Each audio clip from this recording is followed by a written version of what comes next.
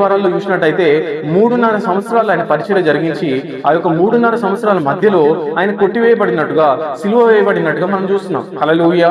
మరలా ఆయన రావాలి, మరలా వచ్చి మిగిలిన 3.5 సంవత్సరాల పరిచర్య కూడా ఆయన అదే రీతిగా, అదే ప్రవక్తగా ఆయన భూమిపైకి వచ్చి ఆ యొక్క వాగ్దానాన్ని ఆయన నెరవేర్చవలసి ఉంది. హల్లెలూయా.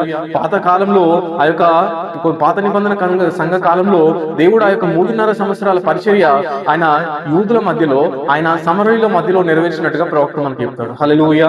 మరలా ఇంకొక 3.5 సంవత్సరాల పరిచర్య ఉంది. ఆ యొక్క 3.5 సంవత్సరాల పరిచర్య అన్యజనుల మధ్యలో దేవుడు జరిగిస్తానని దేవుడు వాగ్దానం చేసినట్టుగా మనం చూస్తున్నాం. హల్లెలూయా. అర్థమవుతుందా? పరిపూర్ణమైన పరిచర్య పట్టుకున్న వారికి ఈ యొక్క రాతి వాగ్దానం చేయబడి ఉంది. అర్థమవుతుందా? కేవలం 3.5 సంవత్సరాల పరిచర్యను పట్టుకున్న వారికి కాదు, ఆ యొక్క పరిచర్య పక్షంగా పోరాడి ఆ యొక్క కన్ను మూసిన వారికి దేవుడు వాగ్దానం చేసిండు ఆయన యొక్క రెండో రాకడం కూడా వాళ్ళు పొందుకుంటారు. అర్థమవుతుందా? అయితే ఆ కాలంలో ఎవరైతే మొదటి రాకడం కూడా పొందుకోలేదు, వాళ్ళు రెండవ రాకడం కూడా పొందుకోరని దేవుని యొక్క వాక్యం క్లియర్ గా చెప్తున్నట్టుగా మనం చూస్తున్నాం. హల్లెలూయా. మొదటి రాకడలో వచ్చిన ఆయనను గుర్తించినట్టయితే, మొదటి రాకడలో వారికి ఇచ్చిన ఆ యొక్క వాక్యాన్ని పక్షంగా పోరాడిన వారు, ఆ యొక్క దేవుని యొక్క నామం పక్షంగా పోరాడిన వారు, వారికి మాత్రమే రెండవ రాకడ ఏందన్నది అర్థమవుతుంది. హల్లెలూయా. అర్థమవుతుందా? ఇక్కడ మనం చూసినట్టయితే పౌలుకు దేవుడు తను బయలుపరుచుకుంటాడు. అర్థమవుతుందా? పౌలు రాస్తాడు, ఆయన చనిపోయి తిరిగి లేచి ఆహారంలోమై పరలోకమంలో ఉన్నతమైన స్థలంలో తీసుకుని వెలబడి ఆయన అన్ని నామముల కన్నా పైనామము ఆయన పొందుకుందని పౌలు రాస్తాడు. హల్లెలూయా.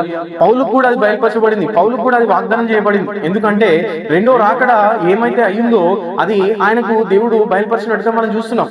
అర్థమవుతుందా? అయితే యోహాను కూడా ఆ యొక్క 7 ఉరుముల శబ్దం ఏందో, 7 ఉరుముల ఉరిమినప్పుడు అది ఏందో అన్నది అతనికి తెలుసు. అర్థమవుతుందా?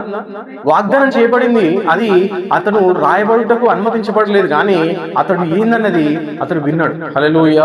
దేవుని నామం గురించి అతడు విన్నాడని మనం చూస్తున్నాం. హల్లెలూయా. మనం యోబు చూసినట్టయితే, యోబు ఆయన కాలంలో వచ్చిన ఆ యొక్క వాక్యాన్ని, ఆయన టైంలో వచ్చిన ఆ వాక్యాన్ని విశ్వసించాడు గనుక రెండవ రాకడ ఏమైతే అయ్యిందో అది అతను చూసినట్టుగా మనం చూస్తున్నాం. హల్లెలూయా. నా శరీరంతో నేను చూసేదను, పురుగు పట్టిపోయినా గానీ, పురుగులు ఈ యొక్క శరీరాన్ని తిన్నా గానీ నా యొక్క శరీరంతోనే నా యొక్క విమోచకుని చూశాను, ఆయన చివరి దినంలో మానవ శరీరంలో భూమి పైన ప్రత్యక్షమవుతాడని చెప్పినట్టుగా మనం చూస్తున్నాం. హల్లెలూయా. ఎంత గొప్ప వాగ్దానాలన్నీ ఆ యొక్క పరిశుద్ధులందరూ కూడా వారి కాలంలో వారి టైంలో బయలుపరచబడిన దేవుని వాక్యం పక్షంగా నిలబడిన ప్రజలకందరికీ కూడా దేవుడు ఆయన రెండవసారి ఆయన చివరి కాలంలో జరిగించే ఆ యొక్క కార్యాలన్నింటినీ కూడా దేవుడు తానుగా వారికి బయలుపరుచుకున్నట్టుగా మనం చూస్తున్నాం. హల్లెలూయా.